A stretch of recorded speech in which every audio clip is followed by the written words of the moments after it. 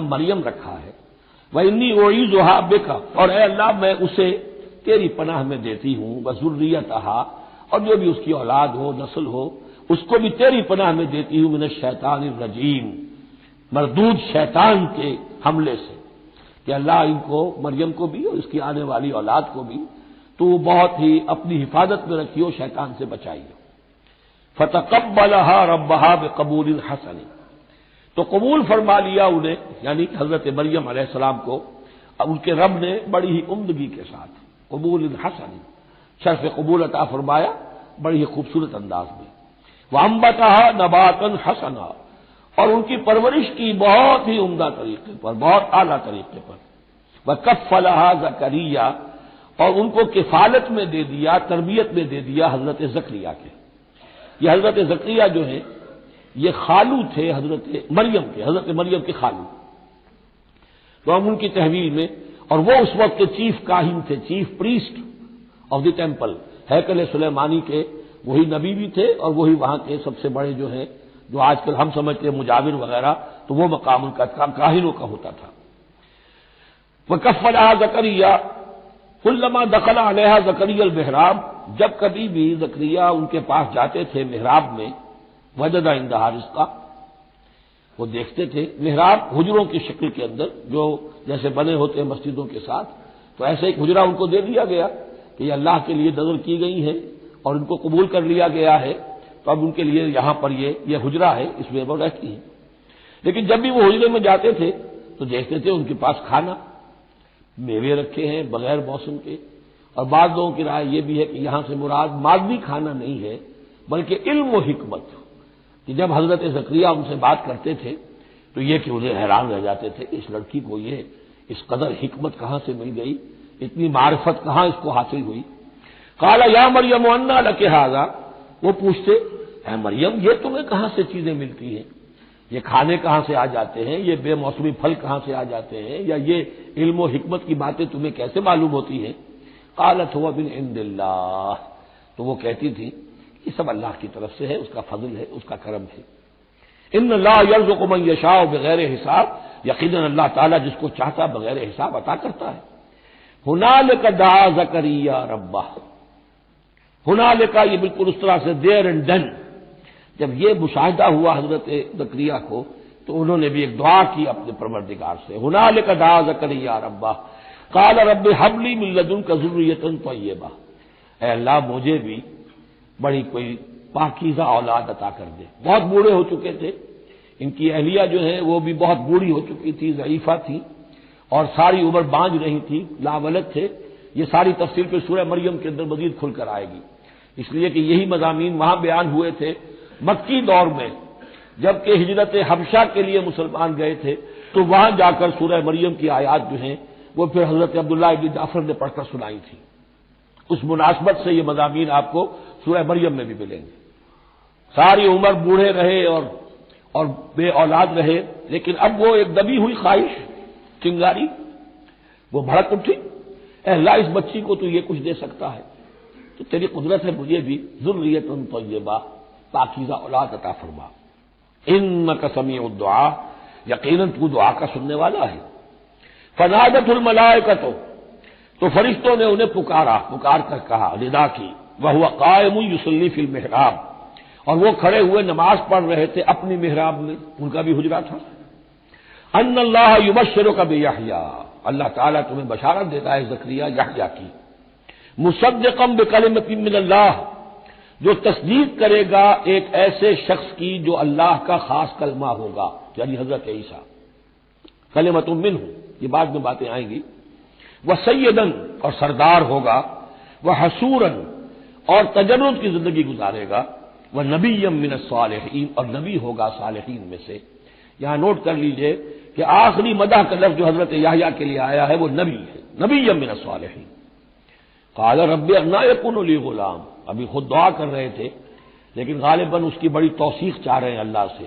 ری assurance. کہا پروردگار میرے ہاں کیسے بیٹا ہو جائے گا، وقد بلغنی الکبر، جبکہ میں انتہائی بوڑھا ہو چکا ہوں، وامرأتی عاقر، اور میری بیوی جو ہے بانجھ رہی ہے۔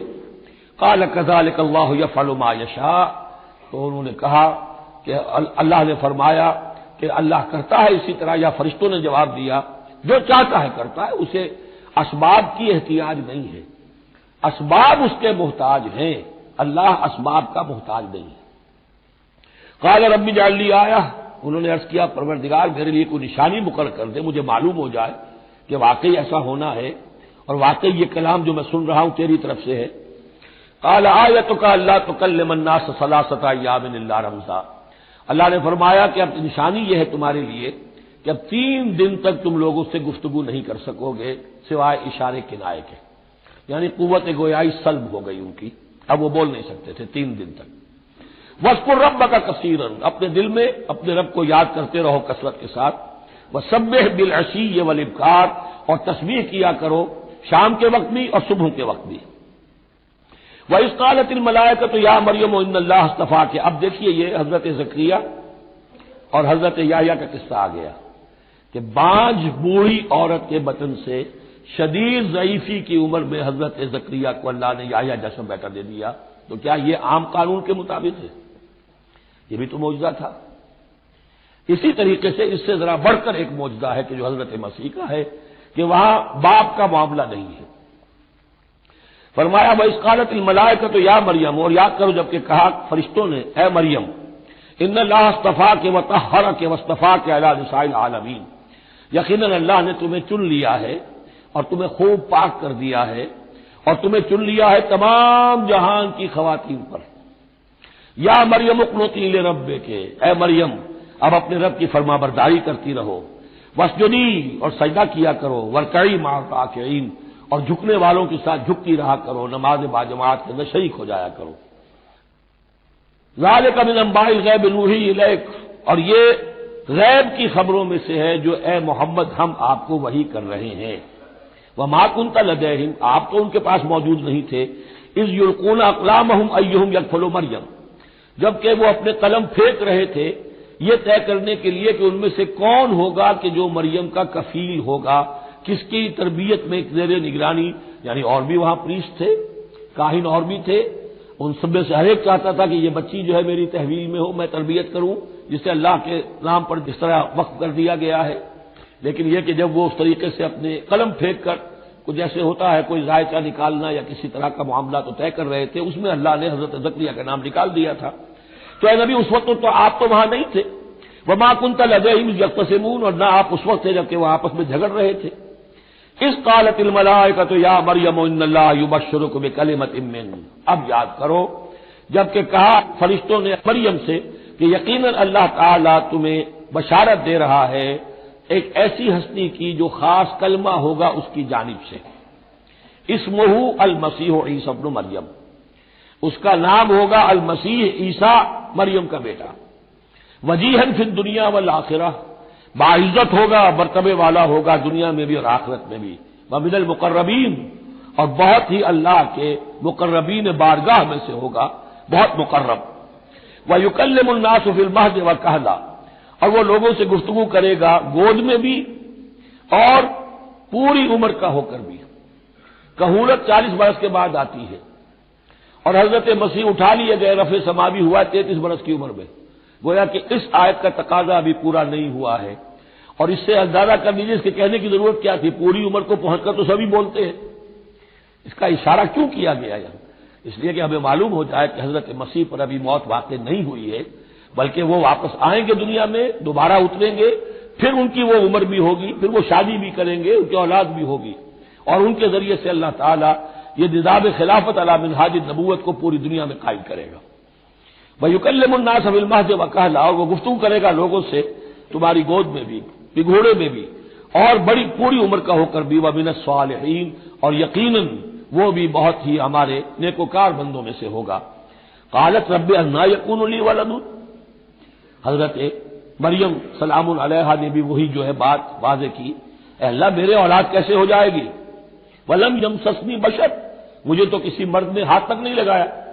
قال کذالک اللہ یخلق ما یشاء، فرمایا اسی طرح اللہ تعالیٰ تخلیق فرماتا ہے جو چاہتا ہے، اس کو ضرورت نہیں ہے۔ ٹھیک ہے عام ولادت انسانوں کی اسی طرح ہوتی ہے، باپ کا بھی حصہ ہے، ماں کا بھی حصہ ہے، لیکن یہ کہ اللہ تعالیٰ کے لیے کسی بھی شے کی ضرورت نہیں ہے، وہ محتاج نہیں ہے ان اسباب اور وسائل و ذرائع کا، اور جو چاہے کرتا ہے۔ قال كذلك اللہ یخلق ما یشاء اذا قضى امرا فانما يقول له كن فيكون۔ وہ تو جب کسی شے کا فیصلہ کر لیتا ہے تو بس وہ کہتا ہے ہو جا، اور وہ ہو جاتی ہے۔ وَيُعَلِّمُهُ الْكِتَابَ وَالْحِكْمَةَ، اور وہ اللہ تعالیٰ اسے سکھائے گا کتاب بھی اور حکمت بھی، والتوراۃ والانجیل، اور تورات بھی اور انجیل بھی، وَرَسُولًا إِلَىٰ بَنِي إِسرائیل، اور وہ رسول بن کر آئیں گے اسرائیل کی طرف۔ اب یہ جو دو کنٹمپریریز ہیں ان کو نوٹ کر لیجئے کہ حضرت یحییٰ کے بارے میں نبیم من الصالحین پر آ کر بات ختم ہو گئی، اور حضرت عیسیٰ کے بارے میں رسولاً الی بنی اسرائیل، بنی اسرائیل کی طرف رسول ہو کر آئیں گے۔ حضرت یحییٰ صرف نبی تھے، اسی لیے وہ قتل بھی کر دیے گئے۔ حضرت عیسیٰ رسول تھے، رسول قتل نہیں ہو سکتے، اسی لیے ان کو زندہ آسمان پر اٹھا لیا گیا۔ یہ بہت اہم مضمون ہے کہ جو یہاں بھی آپ کو سمجھ لینا چاہیے۔ ان کے بعد معجزات کا تذکرہ ہے، وہ انشاءاللہ اب اگلی نشست میں پڑھیں گے۔ بارک اللہ لی و لکم فی القرآن العظیم ونفعنی وإیاکم بالآیات والذکر الحکیم۔ اعوذ باللہ من الشیطان الرجیم، بسم اللہ الرحمن الرحیم۔ وَيُعَلِّمُهُ الْكِتَابَ وَالْحِكْمَةَ وَالتَّوْرَاةَ وَالْإِنْجِيلَ وَرَسُولًا إِلَىٰ بَنِي إِسْرَائِيلَ صدق اللہ العظیم۔ اس آیہ مبارکہ کے بارے میں ایک نقطہ تو میں بیان کر چکا ہوں کہ تقابل جو ہے ذہن میں رکھنا چاہیے کہ حضرت یحییٰ علیہ السلام کے بارے میں ان کے لیے جو بھی توصیفی کلمات اللہ تعالیٰ نے ارشاد فرمائے ان میں آخری ہے نبیم من الصالحین، اور حضرت عیسیٰ علیہ السلام کے لیے یہاں پر جو الفاظ آئے ہیں وہ رسولاً الی بنی اسرائیل، اس کو نوٹ کر لیجئے، پھر آئندہ چل کر اس کے اور بھی حوالے آئیں گے۔ دوسری بات جو نوٹ کرنے کی ہے وہ یہ کہ کتاب اور حکمت اور تورات اور انجیل، ان چار چیزوں کے مابین جو تین واو آئے ہیں ان میں سے دو واو عطف ہے، ایک واو تفسیر ہے۔ اللہ ان کو سکھائے گا کتاب اور حکمت، یعنی تورات اور انجیل۔ یہ درمیانی واو جو ہے یہ یعنی کے معنی میں ہے، اس لیے کہ جیسا کہ میں کئی مرتبہ پہلے بتا چکا ہوں،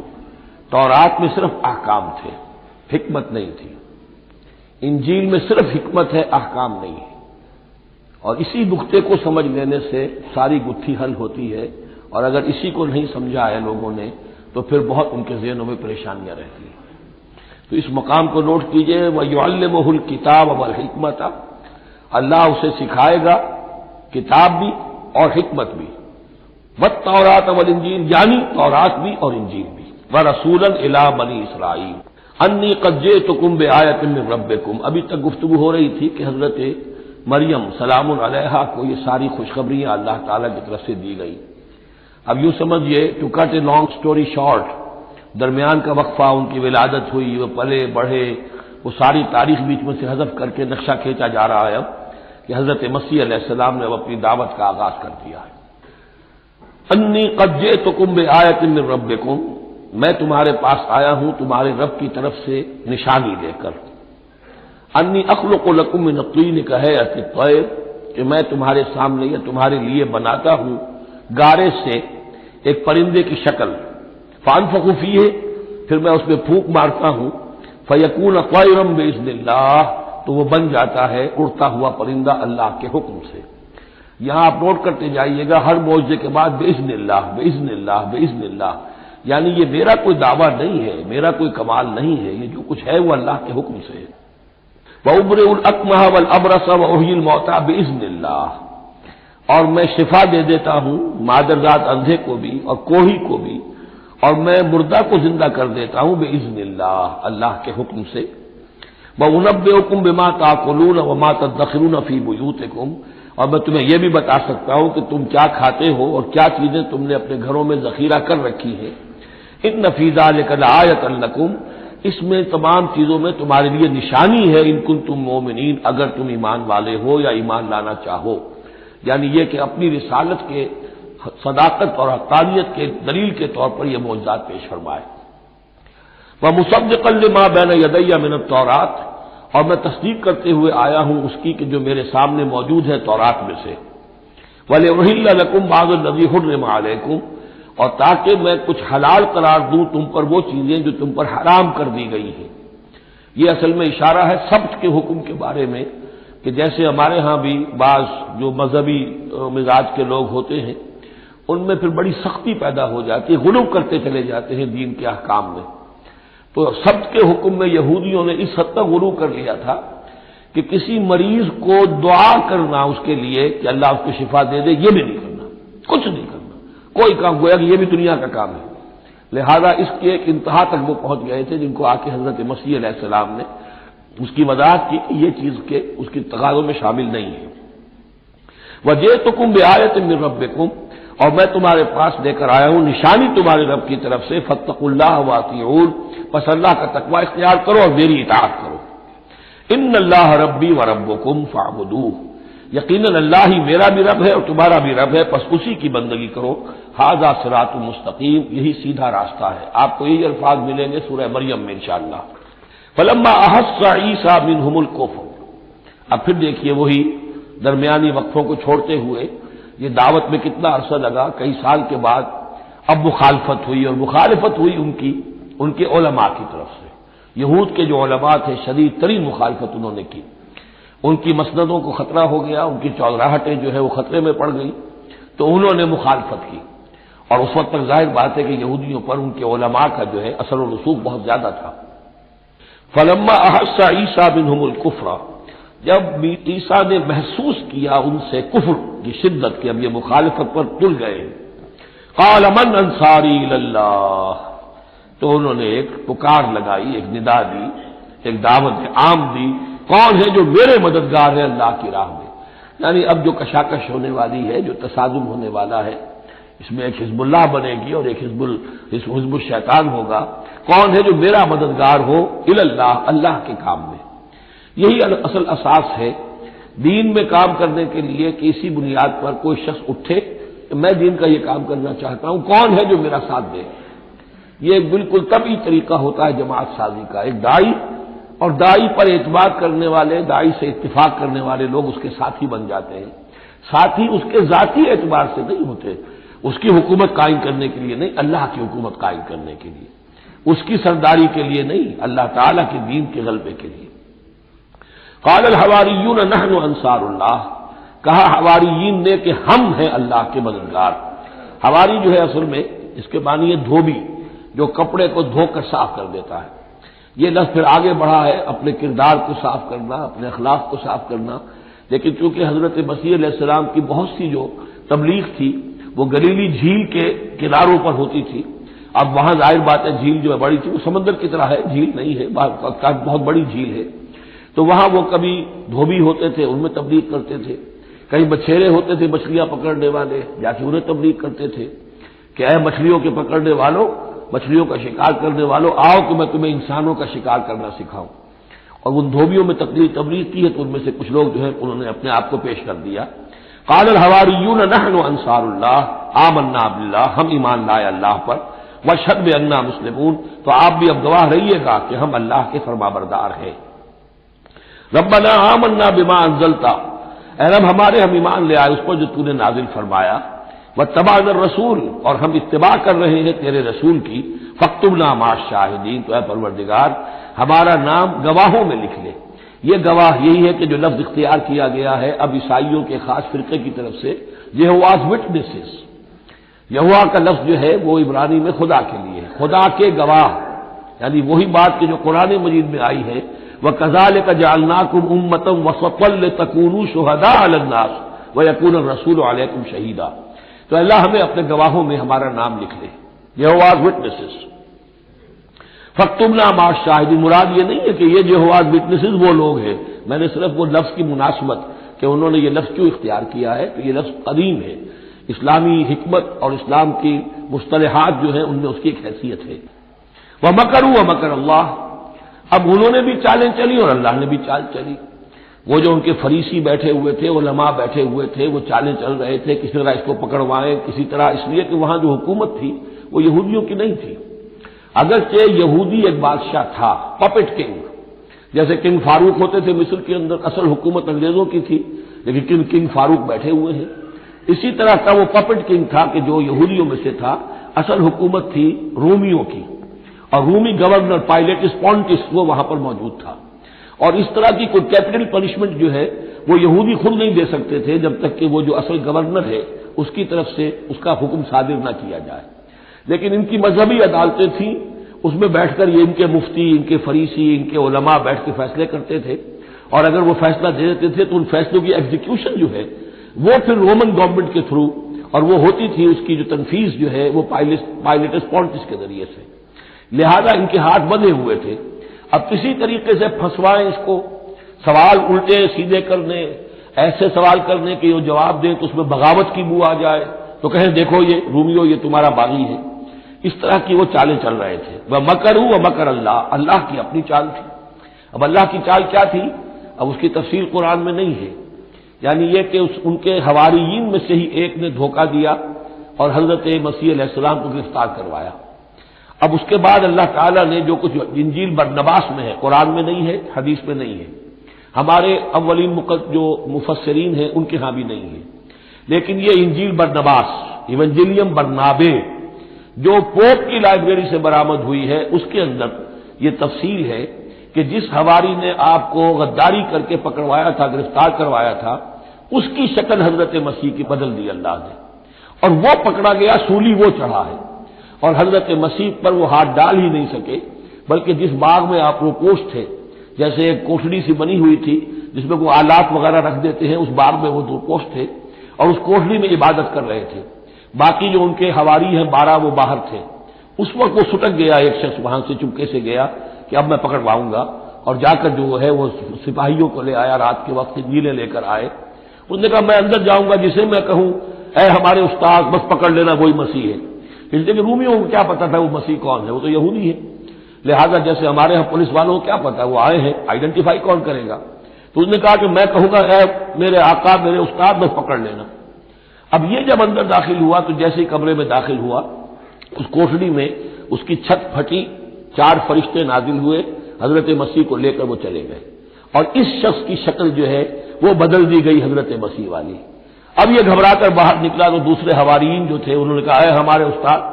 اور ادھر سے وہ سپاہی جو ہے داخل ہو گئے، انہوں نے اسی کو قابو کیا، سولی وہ چڑھا ہے اصل میں، حضرت مسیح نہیں۔ لیکن یہ ساری تفاصیل جو ہیں یہ قرآن میں بھی نہیں ہے، حدیث میں بھی نہیں ہے۔ جب حدیث میں نہیں ہے، قرآن میں نہیں ہے، تو ہمارے مفسرین کے پاس بھی نہیں ہو سکتی تھی، لیکن یہ کہ یہ شہادت جو ہے یہ در حقیقت انہی کے گھر سے ہمیں ملی ہے، اور یہ پوری طریقے سے فٹ ان کرتی ہے، پوری طریقے سے قرآن کا جو بیان ہے اس میں یہ پوری طرح فٹ ہوتی ہے۔ وَمَكَرُوا وَمَكَرَ اللَّهُ، انہوں نے اپنی سی چالیں چلی، اللہ نے اپنی چال چلی، وَاللَّهُ خَيْرُ الْمَاكِرِينَ، اور اللہ تعالیٰ جو ہے وہ بہترین چال چلنے والا ہے۔ اِذْ قَالَ اللَّهُ يَا عِيسَىٰ إِنِّي مُتَوَفِّيكَ وَرَافِعُكَ إِلَيَّ، یاد کرو جب کہ اللہ نے عیسیٰ سے کہا عیسیٰ میں تمہیں اب لے جانے والا ہوں، یہ لفظ ہے کہ جس کو قادیانیوں نے اصل میں بہت بڑی بنیاد بنایا ہے اپنے غلط عقیدے کی، کہ وفات مسیح ہو چکی ہے۔ اس لفظ کو اچھی طرح سمجھ لیجئے، وفا کے معنی ہے پورا کرنا، وعدہ وفا کرو، وفا۔ اب اس سے جب کہا جائے کسی کو پورا دینا تو باب تفعیل میں آئے گا وفا یوفی توفیتن، وہ ہم پڑھ چکے ہیں، ووفیت کل نفس فکیف اذا جاء، جب وہ دن آئے گا ووفیت کل نفس ما عملت، جو کچھ انہوں نے کیا ہوگا پورا پورا ان کو دے دیا جائے گا۔ یہ دیکھ لیجئے آیت نمبر 25، فَكَيْفَ إِذَا جَمَعْنَاهُمْ لِيَوْمٍ لَا رَيْبَ فِيهِ وَوُفِّيَتْ كُلُّ نَفْسٍ مَا كَسَبَتْ وَهُمْ لَا يُظْلَمُونَ، ہر ایک کو بھرپور پورا بدلہ اس کے اعمال کا دے دیا جائے گا۔ یہ ہے کسی کو پورا دینا، کسی سے پورا لے لینا، یہ باب تفاعل ہوگا، توفا یا توفا، کسی کو پورا لے لینا، تو پورا لے لیتا ہے اللہ تعالیٰ نے، یہ لفظ جو ہے پورا بتمام و کمال، جو یہ گویا کہ منطبق ہوتا ہے حضرت مسیح پر، کہ حضرت مسیح کو ان کے جسم اور جان سمیت اللہ لے گیا۔ ہم جب کہتے وفات پا گیا تو یہ ہے استعارۃ، جسم یہی رہ گیا، صرف جان گئی ہے، اور یہی لفظ قرآن میں آتا ہے نیند کے لیے بھی، اللہ یتوفی الانفس حین موتہا، اس لیے کہ نیند میں بھی یہ ہوتا ہے کہ خود شعوری نکل جاتی ہے انسان میں سے، اگرچہ زندہ ہے، اب اس کو اگر کوئی چیونٹی کاٹ رہی ہے تو جاگ جائے گا، لیکن ویسے اس کی خود شعوری ختم ہو چکی ہے، اور روح کا تعلق ہے خود شعوری کے ساتھ، تو نیند میں بھی اللہ تعالیٰ روح کو قبض کر لیتا ہے، اس کے لیے بھی توفی کا لفظ ہے، پھر جب انسان مرتا ہے تو روح اور جان دونوں چلی گئی اور صرف جسم رہ گیا، یہ بھی توفی ہے۔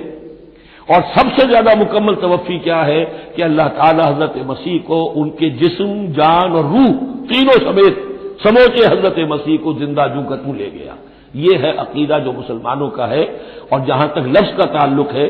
اس میں قطعاً کوئی بات جو ہے اس میں ایسی نہیں ہے کہ جس سے کوئی شخص دلیل پکڑ سکے، سوائے اس کے کہ ان لوگوں کو بہکانا آسان ہے جنہیں عربی زبان کی گرامر سے واقفیت نہیں، وہ ایک ہی وفات جانتے ہیں۔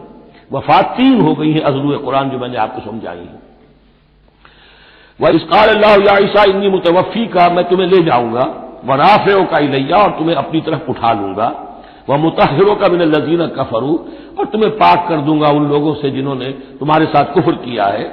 وَجَاعِلُ الَّذِينَ اتَّبَعُوكَ فَوْقَ الَّذِينَ كَفَرُوا إِلَىٰ يَوْمِ الْقِيَامَةِ، اور جو لوگ بھی تیری پیروی کریں گے انہیں اب ہمیشہ ہمیشہ کے لیے قیامت تک ان کے اوپر رکھوں گا کہ جنہوں نے کفر کیا ہے تیرے ساتھ، جو تیرا انکار کر رہے ہیں یہودی، اس کے بعد سے جو پسے ہیں آج تک پس رہے ہیں۔ حضرت مسیح سن 30 میں اٹھا لیے گئے یا 33 میں،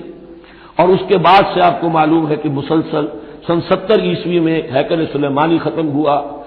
1,20,000 یا 1,33,000 یہودی ایک دن میں ٹائٹس نے قتل کیے یروشلم میں حضرت مسیح کے رفع سماوی کے 40 برس بعد۔ ان کا ہیکل سلیمانی بھی وہ جو ہے وہ ختم کر دیا گیا، اب اس کی ایک دیوار ہے، میں بتا چکا ہوں 1927-28 برس ہو گئے ہیں کہ ان کا کعبہ گرا پڑا ہے۔ 1917 سے پہلے تک، بلکہ یوں سمجھیے پہلے 500 برس تک تو ان کا داخلہ بھی ممنوع تھا۔ یہ تو حضرت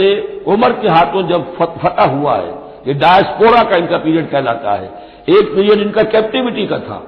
جبکہ وہ نیبوکڈنیزر لے گیا تھا انہیں اور بیبیلونیا میں قید میں رکھا ہے، وہ ہے ان کا پیریڈ آف کیپٹیوٹی۔ اس کے بعد واپس آئے حضرت عزیر کے زمانے میں، دوبارہ دوسرا ٹیمپل بنایا، اس کے بعد یہ ٹیمپل سن 70 عیسوی میں ختم ہوا، اور ڈائسپورا کہلاتا ہے کہ منتشر ہو جانا۔ انہیں وہاں سے نکال دیا گیا تھا کہ تم دفع ہو جاؤ یہاں سے، فلسطین میں تم نہیں رہ سکتے۔ کوئی روس چلا گیا، کوئی ہندوستان چلا گیا، کوئی مصر چلا گیا، کوئی اور یورپ چلا گیا، پوری دنیا میں پھیل گئے۔ یہ ڈائسپورا اولاً ختم ہوا ہے حضرت عمر رضی اللہ تعالیٰ عنہ کے ہاتھ سے، جب فتح ہوا ہے یروشلم۔ اس وقت حضرت عمر نے اس کو یروشلم کو اوپن سٹی قرار دیا کہ یہاں عیسائی بھی آ سکتے ہیں، مسلمان بھی آ سکتے ہیں، یہودی بھی آ سکتے ہیں، یہ سب کا مشترک شہر ہے۔ لیکن جو عیسائی تھے یروشلم کے، انہوں نے جب ہینڈ اوور کیا تھا، فتح نہیں کیا تھا مسلمانوں نے یروشلم، ایک ٹریٹی کے تحت، ایک معاہدے کے تحت ہینڈ اوور کیا تھا۔ اس معاہدے میں یہ شرط انہوں نے لکھوائی تھی کہ یہودیوں کو یہاں آباد ہونے کی اجازت نہیں دیں گے۔ چنانچہ یہ اجازت تو ہو گئی حضرت عمر کے زمانے سے کہ آ سکتے ہیں، زیارت کر سکتے ہیں، لیکن یہاں رہ نہیں سکتے، پراپرٹی پرچیز نہیں کر سکتے، کوئی مکان نہیں بنا سکتے، سیٹل نہیں ہو سکتے۔ یہ رہا ہے جب تک کہ موجود رہی ہے اسلامی خلافت۔ ترکوں نے بھی اجازت نہیں دی، بڑی سے بڑی رشوتیں یہودیوں نے دینی چاہیے انہیں، اور در حقیقت خلافت کا خاتمہ جو کروایا یہودیوں نے وہ اس لیے کہ انہیں یہ نظر آتا تھا کہ اس خلافت کے ہوتے ہوئے ہمارے لیے ممکن نہیں رہے گا کہ ہم کسی طرح بھی فلسطین میں دوبارہ آباد ہو سکیں۔ لیکن پھر برطانیہ کے جو وزیر تھا بالفور، اس کے ذریعے سے انہوں نے بالفور ڈیکلریشن 1917 میں حاصل کیا ہے۔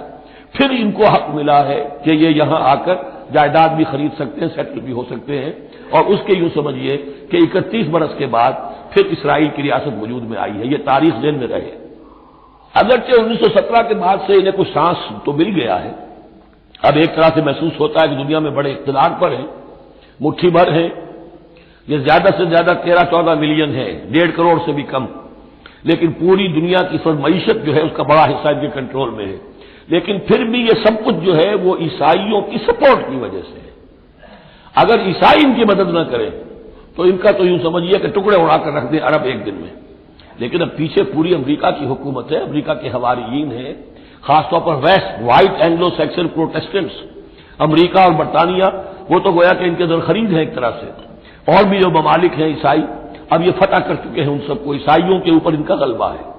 اس لیے اب جو شکل ہے وہ بھی یہ ہے کہ ان کا وجود ہے یہی کہ عیسائی ہیں اوپر، اور یہ مانوی طور پر سازشی انداز میں انہیں کنٹرول کر رہے ہیں۔ اذ قال اللہ یا عیسیٰ انی متوفیک ورافعک الی ومطہرک من الذین کفروا وجاعل الذین اتبعوک فوق الذین کفروا الی یوم القیامہ۔